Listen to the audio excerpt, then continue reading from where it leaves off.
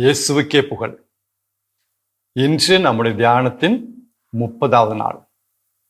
30வது நாளாக இன்றைய தியான சிந்தனைகள் அனைத்தையும் கடவுளுடைய பாதத்தில் வைத்து ஒரு சிறு ஜெபத்தோடு நாம் தொடங்குவோம். முடிந்தால் கண்களை மூடியவாறு பயபக்தியோடு இந்த ஜெபத்தில் பங்கெடுத்தால் நன்றாக இருக்கும். ஜெபிப்போமாக.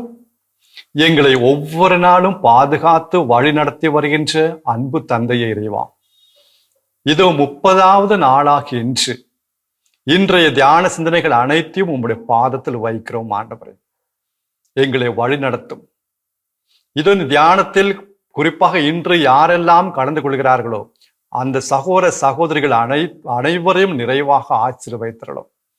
ஒவ்வொரு நாளும் உம்முடைய வார்த்தை அனுப்பி எங்களை ஆறுதல் படுத்துகிறீர், எங்களை உற்சாகப்படுத்துகிறீர், எங்களுக்கு வாழ்க்கையில் மீண்டும் தொடர்ந்து வாழக்கூடிய நம்பிக்கை நீர் தருகிறீர். இறைவா, எங்களுடைய வாழ்க்கையில் எவ்வளவோ காயங்கள், உள்மன காயங்கள், இந்த உள்மன காயங்களை ஆற எங்களுக்கு வழி சொல்லித்தாரும். இதிலிருந்து விடுதலை பெற எங்களுக்கு வழி சொல்லித்தாரும். இதனால் பல வேளைகளில் இந்த மன உடைச்சல், மன வேதனை நாங்கள் அடைகிறோம். அன்பிறைவா, உம்முடைய வார்த்தை அனுப்பி இதிலிருந்து நாங்கள் விடுதலை பெற்று மிகவும் உமக்கு சாட்சியாக வாழ எங்களுக்கு இந்த இன்றைய தியான சிந்தனைகள் உதவியாக இருக்கட்டும்பா. அதுக்காக உம்முடைய அருளை தாங்க. இந்த மன்றாட்டுக்கள் எல்லாம் எங்கள் ஆண்டவராகிய இயேசு கிறிஸ்து வழியாக உம்மை மன்றாடுகிறோம். ஆமென். இறை இயேசுவில் அன்பார்ந்த சகோதர சகோதரிகளே, நாம் இந்த தியானத்தின் 7வது பகுதியில் இருக்கிறோம். இந்த தியானம் முழுவதும் ஒவ்வொரு பகுதியும், இந்த பகுதிகளிலும் நாம் ஒவ்வொரு நாளும் ஆண்டவராகிய இயேசு கிறிஸ்துவின் சிலுவை மரணம் உயிர்ப்பு வழியாக நாம் பெற்றுக்கொள்கின்ற அந்த மாபெரும் ஆசீர்வாதங்களை குறித்து நாம் தியானித்து வருகிறோம். ஆனா இதுல ஒண்ணு நாம் கவனிக்க வேண்டும். எப்பவுமே இதன் வழியாக எனக்கு என்ன ஆசீர்வாதம் கிடைக்கும், எனக்கு என்ன ஆசீர்வாதம் கிடைக்கும், கிடைக்குது இல்லைன்னு சொல்ல. ஆனா அங்கதான் நம்மளுடைய மனதை முழுவதும் செலுத்தாம அவர் எப்படி நமக்கு பெற்று தந்தாரு, அவர் பட்ட வேதனை, அதை நம் கவனிக்க, அதை நம்ம தியானிக்க வேண்டும். நேற்று தினம் நமக்காக அவர் சாபமானார் என்று நாம் பார்த்தோம். அது எத்தனை பேர் அது தியானம் செய்திருக்கின்ற எனக்கு தெரியல. ஏன்னா அது மிகவும் தொட்டது. அதாவது இயேசு எனக்காக என்னுடைய சாபத்திலிருந்து என்னை விடுவிக்க அவர் சபிக்கப்பட்டவராக மாறினாராம். அந்த மரத்தில் தொங்க விடுவோர் சபிக்கப்பட்டவர்கள். அதனாலதான் இயேசு மரத்துல தொங்கினாரு. இல்லைன்னா கெத்சமனி தோட்டத்திலேயே அவரை கொலை செஞ்சிருந்தாங்கன்னா நம்முடைய பாவத்திற்கு பரிகாரம் ஆயிருக்கும். ஆனா சாபத்திலிருந்து நாம் விடுதலை அடைந்திருக்க மாட்டோம். ஏன்னா மரத்தில் தான் தொங்கணும். அதுதான் பழைய ஏற்பாடுல எழுதி வச்சிருக்காங்க. மரத்தில் தொங்குறவங்க தான் சபிக்கப்பட்டவர்கள். அப்போ இயேசு எனக்காக சபிக்கப்பட்டவராக மாறினார். அவர் யாருங்க? எனக்கு உயிரை தருகிறவர், என்னை மிகவும் அன்பு செய்கிறவர், என்னை படைத்தவர், எல்லாம் அவரு. நான் வாழ வேண்டும் என்பதற்காக அவர் சபிக்கப்பட்டவராக. எனக்கு அதை சொல்ல சொல்ல தியானிக்க ஆண்டவரே, நீங்க இவ்வளவா என்னை அன்பு செய்றீங்களா? இவ்வளவா நீங்க என்ன அன்பு செய்றீங்களே.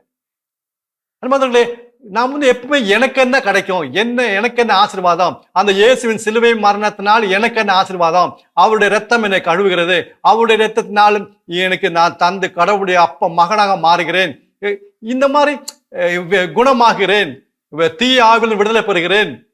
ரைட் இருக்கு, இல்லைன்னு சொல்ல. ஆனா அவர் என்ன செஞ்சார்? அவர் யாருங்க? என்னுடைய மூத்த சகோதரன். அவர் வேற, என்னுடைய மூத்த சகோதரன். அதையும் நாம் தியானிக்க வேண்டும். வேற ஒண்ணும் கிடையாது. நேற்று சொல்லும்போது அதை சொன்னேன், அவர் நமக்காக சாபமானார், நமக்காக சபிக்கப்பட்டவராக மாறினார். அதிலிருந்து நாம் அந்த சாபத்திலிருந்து முழுமையாக விடுதலை பெறுகிறோம். ஆனா அதே நேரத்துல ஒரு பேலன்ஸ், இறை வார்த்தையில பேலன்ஸ் இருக்கிறது. நாமும் சற்று சில காரியங்கள்லாம் கவனிக்க வேண்டும். சில உதாரணங்கள் நான் கடைசியாக சொன்னேன். அதாவது ஒருத்தர் கடன் வாங்கியிருக்காங்க, ஒரு ஆயிரக்கணக்கான ரூபாய் கடன் வாங்கியிருக்காங்க, லட்சக்கணக்கான ரூபாய் கடன் வாங்கியிருக்காங்க. ஆனா கடன் வாங்கினவரு இறந்துட்டாரு. கடன் கொடுத்தவர் இப்ப என்ன செய்யறாரு, இப்படி மனைவி வட்டுன்னு கேட்கிறாங்க. அந்த மனைவி ஒரு விதவை, அவருக்கு கொஞ்சம் சரியான வருமானம் கிடையாது. அவளை மிரட்டாதீங்க, கொஞ்சம் இரக்கம் காட்டுங்க. உங்க கணவர் இவ்வளவு வாங்கியிருக்காரு, நீங்க திருப்பி கொடுக்கலன்னா உங்களுடைய இடத்தையும் வீட்டையும் நிலத்தையும் நாங்க எடுத்துக்குவோம், எழுதி பத்திரம் எழுதியிருக்கோம், அக்ரிமெண்ட் எழுதியிருக்கோம், அதனால நீங்க கொடுக்குறீங்களா இல்லையா. மிரட்டாதீங்க, இரக்கம் காட்டுங்க. அது மாதிரி வரதட்சணை, அந்த பொண்ணு வீட்டுக்காரங்க அவங்க அப்பா அம்மா எவ்வளவோ கஷ்டப்பட்டு சேர்த்து வச்ச பணம் எல்லாம் அள்ளிட்டு போ பார்க்காதீங்க. அப்படி அந்த வார்த்தை சொல்ற, அள்ளிட்டு போ பார்க்காதீங்க. வரதட்சணை பெரிய கொடுமை, ஒரு தீமை. அதே மாதிரி ஏதாவது நம்முடைய வீட்டுல கடவுளுக்கு பிடிக்காத பொருட்கள் அல்லது தீ ஆவிக்கு உகந்த பொருட்களை இருந்தா அதை தூக்கி போடுங்க, எரிச்சிருங்க. அதுவும் ரொம்ப ஆபத்தானது. ஜோசியம் பார்க்குற புஸ்தகமோ, ராகு காலம் பார்க்குற புஸ்தகமோ, அல்லது நட்சத்திரங்களை பார்க்குற புஸ்தகமோ, அல்லது ஜாதகமோ வீட்டில் வைக்காதீங்க. அது தீய ஆவிகள் உள்ள வர அது வாய்ப்பு இருக்கிறது. திருத்துதிர்பாணி 19வது அதிகாரம் 19-20 வசனங்கள். ஆக்ட்ஸ் ஆஃப் தி அப்போஸ்டல்ஸ் 19வது அதிகாரம் 19-20 வசனங்கள். மாயவித்தை செய்தவர்கள் பலர் அவர்கள் வைத்திருந்த மாயவித்தை அந்த புத்தகங்களை எரித்தார்கள், நெருப்பு போட்டு எரிச்சிட்டாங்க. மந்திரவாதம் செஞ்சவங்க அந்த புத்தகங்களை நெருப்பு போட்டு எரிச்சிட்டாங்க. அதோட விலை 50,000 வெள்ளி காசுகள். மனமாற்றத்துக்கு அடையாளம். எல்லாம் போட்டு எரிச்சிட்டாங்க, வேண்டாம். அதையும் நம்ம செய்யணும். அதெல்லாம் உள்ள வச்சுக்கிட்டு அப்புறமேட்டு சாபத்திலிருந்து எப்போ விடுதலை பெறுவேன், முடியாது. பேலன்ஸ், இறை வார்த்தை எப்பவும் பேலன்ஸ் இருக்கு. அதையும் நாம் கவனித்துக் கொள்ள வேண்டும் அன்பானவர்களே. மிகவும் எச்சரிக்கையா நம்ம எடுத்துக்கொள்ள வேண்டும். அடுத்தது, நம்முடைய கிறிஸ்தவ வாழ்வில் முன்னேற விடாம தடையாக இருக்கிற பல காரியங்களை பற்றி நாம் பார்த்தோம். நேற்று சாபத்தை பார்த்தோம். இன்னொன்று உள்மன காயங்கள். இதை நம்ம சில நேரத்துல பெருசா எடுத்துக்கிறது கிடையாது. யாரோ சொன்ன வார்த்தைகள் அல்லது நம்ம நெருக்கமான உறவினர்கள் சொன்ன வார்த்தைகள், ஏன் கணவன் மனைவி எடுத்துக்குவாங்களா, பிள்ளைகள் எடுத்துக்குவாங்களா, நீ ஏன்டா என் வாயத்துல பிறந்த, அப்பா ஈட்டி மாறி ஊடுருவான் அந்த பையனுடைய, அந்த மகள், அந்த பொண்ணுடைய உள்ளத்துல. நீ ஏன் என் வாயத்துல பிறந்த. இல்ல மகன் சொல்ற அம்மாட்ட அப்பாட்ட, இந்த குடும்பத்துல பிறந்தனாலதான் எனக்கு இந்த பிரச்சனை எல்லாம். அந்த பெற்றோர்களுக்கு எவ்வளவு மனவேதனை இருக்கும். இதெல்லாம் ஒரு காயம், ஒரு உள்மன காயங்க. இந்த குடும்பத்துல பிறந்தனாலதான் எனக்கு எல்லா பிரச்சனையும். ஒரு பொண்ணு திருமணமாகி வீட்டுக்கு வரா, கனவு வீட்டுக்கு வராங்க. உடனே மாமியாரோ இல்ல கணவரோ இல்ல வேற யாரோ அந்த பொண்ணு பார்த்து விடுறாங்க, நீ இந்த வீட்டுக்குள்ள கால் எடுத்து வச்ச நாள்ல இருந்தாம இந்த வீட்டுல எல்லா பிரச்சனையும் ஆரம்பிச்சிருச்சு. அதுக்கு முன்னாடி நாங்க நல்லா இருந்தோம். அந்த பொண்ணு அதை கேட்கும்போது எவ்வளவு வேதனை அடையுமா. அது கணவர் மனைவி பார்த்து சொல்றான், உன்னை கட்டுறது போல ஒரு பிச்சைக்காரை கட்டி இருக்கலாம்ல. இந்த பொண்ணோட அப்பா அம்மா இந்த பொண்ணை எப்படி ராணி மாதிரி வளர்த்தாங்க. வீட்டுல எவ்வளவு அன்பு, எவ்வளவு பாசம். எங்க மக எந்த வீட்டு போறாலும் அங்க ராணி மாதிரி இருக்குன்னு அவங்க ரொம்ப ஆசைப்பட்டாங்க. அந்த அளவு வளர்த்தாங்க. ஆனா இங்க ஒரு உன்னை கட்டுறது போல ஒரு பிச்சைக்காரையை கட்டுக்கிற இந்த பொண்ணு நினைக்கும் போதெல்லாம் அவ்வளவு ஒரு மன வேதனை அடைகிறான். எல்லா வேலையும் செய்யறான், வீட்டுல எல்லாம் செய்யறான். ஆனா உள்மன காயம், அந்த உள்ள காயம் அப்படியே இருக்கு. அது ஒரு தடையாக இருக்கிறது. சில பெண்களும் திருமணம் முடிந்த பிறகு கணவன் வீட்டுக்கு வந்த பிறகு அடிக்கடி அம்மா வீட்டுக்கு போறது, வாயை திறந்து சில காரியங்கள் திறந்து பேசுவதில்லை, ஏதோ ஒரு ரகசியம். இந்த ஆள் ரொம்ப அவர் மன வேதனை அடைகிறாரு. அவர் திருமண வாழ்க்கைலாம் எப்படி அமையும், எப்படி இருக்கும்னு அவர் கனவு கண்டாருங்க, கனவு கண்டாரு. ஆனா இந்த பொண்ணுக்கு திருமண வாழ்க்கையில இன்ட்ரெஸ்டே கிடையாது. குடும்ப வாழ்க்கைக்கு ஒத்துழைக்க மாட்டேங்கிறா. எப்பவுமே அம்மா வீட்டுக்கு போறா, எப்பவுமே அங்கதான். அப்புறம் எதுக்கு இவர் திருமணம் செய்து கொண்டால்?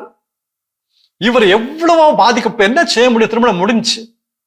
இப்படி பல உள்மன காயங்களை வச்சு எப்படிங்க கிறிஸ்தவ வாழ்க்கை வாழ முடியும்?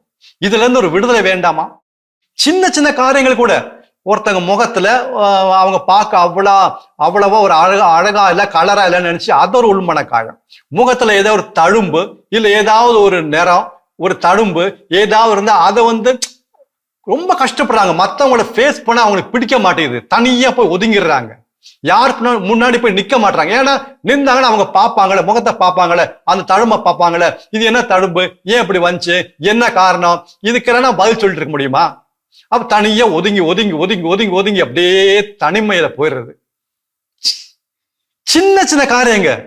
என்னோட ஃப்ரெண்ட்ஸ் எல்லாம் பேசிட்டு இருக்காங்க, நான் அவங்கள்ட்ட போறேன், அவங்கள்ட்ட போனோன்னு அப்படியே அமைதியாயிடுறாங்க. ஷோ, அது என்ன பாதிக்குது? இத டாபிக்க மாத்திடுறாங்க. எவ்வளோ காரியங்கள் பாருங்க. ஸ்கூல்ல டீச்சரு கிளாஸ்ல எல்லாத்துக்கு முன்னாடி என்னை திட்டுறாங்க இல்ல அடிக்கிறாங்க. அது எவ்வளவு பெரிய காயமா நிக்குது. எனக்கு எவ்வளவு பெரிய அவமானம் அன்னைக்கு நான் பட்டது. டீச்சர் என்னை பார்த்து ஒன்னாலதான ஸ்கூலுக்கு அவமானம் சொன்னா எப்படி? அன்பாந்தவர்களே, இந்த உள்மன காயத்தை வைத்து நம்ம கிறிஸ்தவ வாழ முடியாது. இதுல இருந்து ஒரு விடுதலை நமக்கு வேண்டும், ஒரு விடுதலை வேண்டும். இந்த காயங்களை அவர் ஏற்றெடுத்தார். நம்முடைய சாபத்தை ஏற்றெடுத்து போல நம்முடைய எல்லா காயங்களையும் அவர் ஏற்றெடுத்தார். சொல்லணும், வாயை திறந்து நாம் சொல்லணும், இயேசுவே உம்முடைய காயங்களால் நான் குணம் அடைந்தேன்.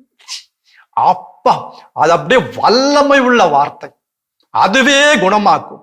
இயேசுவே உம்முடைய காயங்களால் நான் குணம் அடைந்தேன், குணம் அடைந்தேன், குணம் அடைவேன் இல்ல, குணம் அடைந்தேன். எனக்காக அவர் காயப்பட்டார், நொறுக்கப்பட்டார். அவருடைய காயங்களால் நான் குணம் அடைந்தேன். அவருடைய இரத்தத்தால் நான் கழுவப்படுகிறேன். அந்த உள்மன காயங்களும் அப்படியே ஆறணும். அது அந்த புண்ணுக்கு மேல புண்ணு அந்த அப்படியே சீவெல்லாம் வரக்கூடாது, அது அப்படியே ஆறணும். இந்த சுமையெல்லாம் வச்சுட்டு இந்த பிரச்சனை எல்லாம் வச்சு அந்த நம்முடைய கிறிஸ்தவ வாழ்க்கை இந்த ஓட்ட பந்தயத்துல ஓட முடியாது. எபிரேயர் 12வது அதிகாரம் முதல் வசனம்.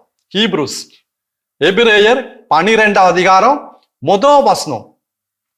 அங்க ஓட்டப்பந்தத்தை ஒரு அடையாளமாக வச்சு அங்க அந்த எபிரேயர் ஆசிரியர் சொல்றாரு, எல்லா சுமைகளையும் பற்றி இருக்கின்ற பாவத்தையும் உதறி தள்ளிவிட்டு ஓடுங்கிறாரு. சுமையும் பாவங்களும், சில பாவங்களும் நம்ம உடனே புரிஞ்சிச்சு. ஆனா சுமை என்ன? பாரம், வெயிட்டு. யாராவது காலில் வெயிட்டை கட்டிட்டு ஓட்டப்பந்தயில ஓடுவாங்களா? ஓட்டப்பந்தயில ஓடுறவங்க பாத்தீங்கன்னா அவ்வளோ லைட்டா இருப்பாங்க. ட்ரெஸ் துணி கூட அவ்வளோ லைட்டா இருக்கும். ஒரு வெயிட் கிராம் கூட வச்சுக்க மாட்டாங்க, எக்ஸ்ட்ரா வச்சுக்க மாட்டாங்க. பாக்கெட்ல ஒண்ணுமே இருக்காது. அதாவது எவ்வளவு லைட்டா இருக்கணுமோ அவ்வளோ லைட்டா இருக்கா பார்ப்பாங்க, பாரம் இல்லாம. எந்த சுமை இருக்கக்கூடாது. காலில் ஒரு பெரிய சங்கிலி கட்டு ஓட முடியுமா? இதான் நம்ம சேரும். இந்த உள்மன காயங்கள்லாம் பெரிய சங்கிலி காலில் இருக்கு. எப்படி ஓட்டப்பந்தயில ஓட முடியும்? இந்த கிறிஸ்தவ வாழ்வு எப்படி வாழ முடியும்? எப்படி நம்மளால வாழ முடியும்? இந்த பழைய காரியங்கள்லாம் உள்ள வந்து வந்து வந்து வந்து ஒவ்வொரு நாளும் நம்மளை சாவடிக்குது. ஏசாயா ஆகமம் 43வது அதிகாரம் 18-19 வசனங்கள். ஏசாயா ஆகமம் 43வது அதிகாரம் 18-19 வசனங்கள். அருமையான வசனம் இந்த டாபிக்ல. இது உண்மையான வசனம். ஏன்னா கடவுளுடைய வார்த்தை உயிருள்ள வார்த்தை. அவர் என்ன சொல்றாரு? முன்பு நடந்தவற்றை மறந்து விடுங்கள், முன்பு நடந்தவற்றை மறந்து விடுங்கள், முற்கால நிகழ்ச்சிகளை சிந்திக்காதீர்கள். முன்பு நடந்தவற்றை மறந்து விடுங்கள், முற்கால நிகழ்ச்சிகளை சிந்திக்காதீர்கள். என்ன காரணம்? நான் ஒரு புதிய காரியம் ஒன்று உன்னுடைய வாழ்க்கையில் செய்கிறேன், புதிய காரியம் ஒன்று உன்னுடைய வாழ்க்கையில் செய்கிறேன். நீ அது கூர்ந்து கவனிக்கவில்லையா? எப்படி கூர்ந்து கவனிக்க முடியும்? ஏன்னா மனசுல எல்லாம் பழைய காரியங்கள ஓடிட்டு இருக்கு. கடவுளே நம்ம அப்பா கேட்கிறாரு, நீ அது கூர்ந்து கவனிக்கவில்லையா? முடிய மாட்டேது, குருடன் ஆயிட்டேன். அவருடைய வாழ்க்கையில எவ்வளவு அற்புதமான காரியங்களை செய்யறாரு. அது அப்படி ஒரு அடையாளமா அடுத்த வசனம் சொல்றாரு பாருங்க, 19வது வசனத்துல. பாலை நிலத்தில் பாதை ஒன்று அமைப்பேன், பால்வெளியில் ஆறுகள் தோன்ற செய்வேன். அதாவது என்ன செய்யணும் ஏது செய்யணும் தெரியாம தவித்து கொண்டிருக்கிறோம். நம்முடைய வாழ்க்கையில இந்த தவிப்பு எப்பவுமே இருக்கு. ஒவ்வொரு மனிதனுடைய வாழ்க்கை தவிப்பு எப்பவுமே. இந்த சூழ்நிலை என்ன செய்யணும், என்ன வேற வழியே தெரிய மாட்டேங்குது. அப்படின்னு எல்லாம் அடைஞ்சிருக்க, ஒரே இருட்டா இருக்க, எங்க போன எப்படி போன தெரியலையே அப்படின்னு இருக்கோம்ல. அப்ப கடவுள் சொல்றாரு, பாலை நிலத்தில் ஒரு பாதை நான் அமைப்பேன், பால்வெளியில் ஆறுகள் தோன்ற செய்வேன். இந்த வாக்குறுதியை பிடிச்சுக்கிறோம். இப்படி நம்ம ஒவ்வொரு வாக்குறுதியை பிடிச்சுக்கிறோம். ஆனா ஒவ்வொரு வாக்குறுதிக்கு பின்னாடி கண்டிஷன் இருக்குல்ல, அந்த கண்டிஷன் நம்ம நிறைவேற்ற செய்வது கிடையாது. அது தாங்க நம்ம பார்க்கணும். இது அவர் செய்வது, இந்த வாக்குறுதியை அவர் நிறைவேற்றுபவர் கடவுள். அப்ப நான் என்ன செய்யணும் அதுவும் அவர் சொல்றாருல. எல்லா இடத்துலயும் பாருங்க, என எழுதி உள்ளது, எனவும் எழுதி உள்ளது. அப்ப இதுக்கு முன்னாடி நம்ம என்ன செய்யணும்? முன்பு நடந்தவற்றை மறந்து விடுங்கள், மறந்து விடுங்கள். முற்கால நிகழ்ச்சிகளை சிந்திக்காதீர்கள். நான் ஒரு புதிய காரியம் ஒன்று செய்கிறேன், நீ கூர்ந்து கவனிக்கவில்லையா? திருப்பி ஞாபகத்துக்கு வந்த, ஆண்டவரே இந்த காயங்களை காயங்களை குணமாக்கும். அன்பார்ந்தவர்களே, ஒரு விடுதலை வாழ்வு கிறிஸ்தவ வாழ்வுங்க, ஒரு விடுதலை வாழ்வு. ஏங்க சங்கிலியாரை கட்டி நம்ம வாழ வேண்டும்? கடவுளே சொல்றா நீங்க மறந்து, அப்புறம் என்ன? He is the one, அவர் தான் நம்ம படைத்தவர், நமக்கு உயிரை கொடுத்தவர். அவரே சொல்றா நீ மறந்துருப்பாங்க, நான் பாத்துக்கிறேன், ஓ வாழ்க்கையில புதிய ஒரு வாழ்வு நான் தரேன், நான் பாதையை புதிய பாதை ஒன்று அமைக்க போறேன், ஆறுகள் தோன்றச்சு, நீ ஏன் பயப்படுற? எப்படி வந்து சிக்கனா என்ன மாட்டினான்னு நீ கவலைப்படாத. நான் கடவுள், நான் உன்னுடைய அப்பா. ஒரு புதிய வாழ்வு தர எனக்கு முடியும். உங்க அப்பா அம்மானால முடியாது, உங்க கணவர்னால முடியாது, உங்க மனைவினால முடியாது, உங்க பிள்ளைகளால முடியாது, எனக்கு முடியும். ஆனா நீ ஒண்ணு செய்யணும். இந்த காரியங்கள், பழைய காரியங்கள்லாம் சிந்திச்சுட்டே இருக்காத, அது நீ மறந்துரு. அன்பார்ந்தவர்களே, இயேசுவின் அன்பினால் நாம் நிரப்பப்பட வேண்டும், அல்லது கடவுளுடைய அன்பினால் நாம் நிரப்பப்பட வேண்டும். அன்பார்ந்தவர்களே, அதாவது இயேசு சொல்வார் பாருங்க, கடவுள் நம்ம அன்பு செய்யறாரு. யோவான் நற்செய்தி 17வது அதிகாரம் 23வது வசனத்துல, யோவான் நற்செய்தி 17வது அதிகாரம் 23வது வசனத்துல இயேசு தந்தையை பார்த்து சொல்லுகிறார், நீர் என்னை அன்பு செய்து போல இவர்களையும் அன்பு செய்கிறீர். நீர் என்னை அன்பு செய்வது போல இவர்களையும் நீர் அன்பு செய்கிறீர். கடவுள் தந்தை இயேசுவை எவ்வாறெல்லாம் அன்பு செய்கிறாரோ அவ்வாறே நம்மை அன்பு செய்கிறார். பார்ஷியாலிட்டி இல்ல. அப்புறம் நாம் பயப்படணும்? இயேசுவை தந்தை எவ்வளவு அன்பு செஞ்சார், அவ்வளவா நம்ம அன்பு செய்யறாரு. அந்த வசனம் சொல்கிறது, தந்தையே நீர் என்னை அன்பு செய்வது போல இவர்களையும் அன்பு செய்கிறீர்.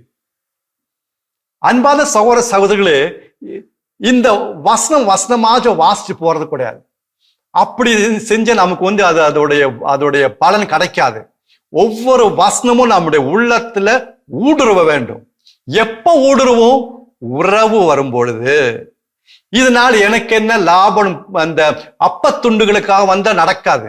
நம்ம அப்பத்துண்டுகளில் கடவுள் நம்மை அழைப்பது உறவுக்காக.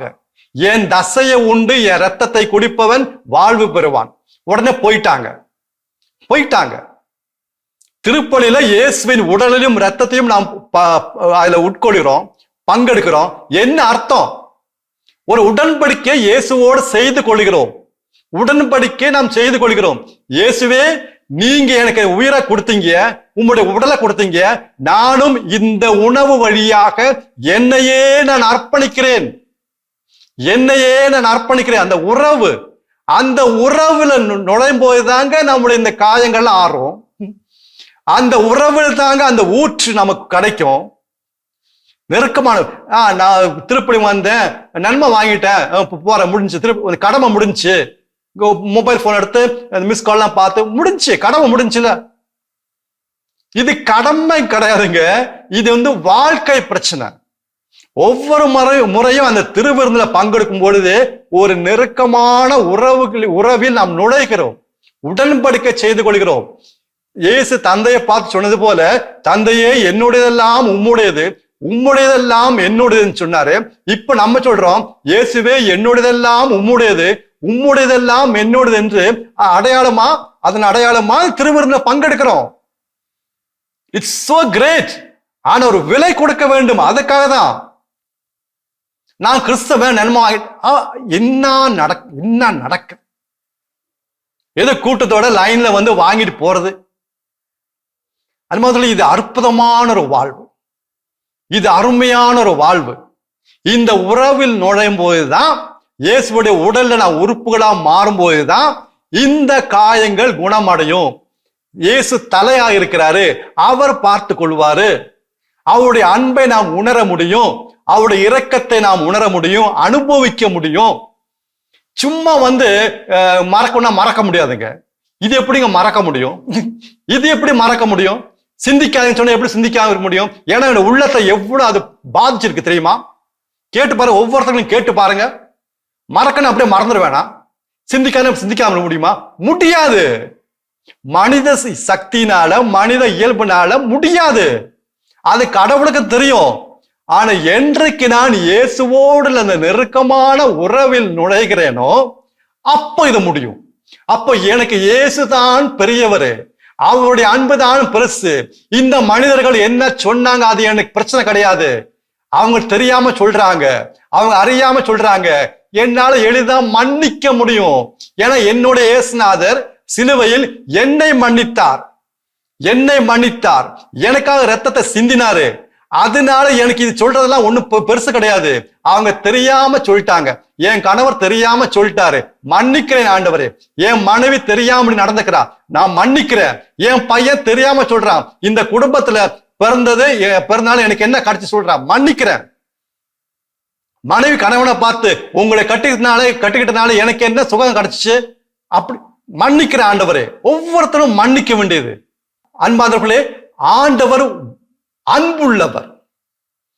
ஆண்டவர் எனக்காக என்னென்ன செய்கிறார் அதை நாம் பார்க்கிறோம். அதே நேரத்தில் அவர் எவ்வளவு வேதனைப்பட்டார், துன்பப்பட்டார். அவரை எண்ணிக்கொள்ளுங்கள். பாவிகளால் உண்டான துன்பத்தை மன உறுதியோடு தாங்கி கொண்ட அந்த இயேசுவை எண்ணி பாருங்கள். எபிரேயர் 12:3. பாவிகளால் உண்டான துன்பத்தை மன உறுதியோடு அவர் தாங்கி கொண்ட இயேசுவை எண்ணி பாருங்கள். அப்பொழுது நீங்கள் தளர்ந்து சோர்ந்து போக மாட்டீர்கள். இப்படி உள்மன காயம் யாரெல்லாம் உங்களுக்கு கொடுத்தாங்கனோ அவங்களை அவங்களே நடிச்சிட்டு இருக்காதீங்க. இயேசுவை பாருங்க. போக்கஸ் இயேசுவிட திருப்புங்க. அதுதான் கிறிஸ்தவ வாழ்வு. இவங்க இன்னைக்குன்னு சொல்லுவாங்க, நாளைக்கு வேற ஒண்ணு சொல்லுவாங்க. அப்படியே அழுது துக்கமா வேதனைப்பட்டு அந்த காயத்தோட நாம் இருக்க வேண்டியது இருக்கும். இயேசுவை எண்ணி பாருங்க. அதுதான் கிறிஸ்தவ வாழ்வு.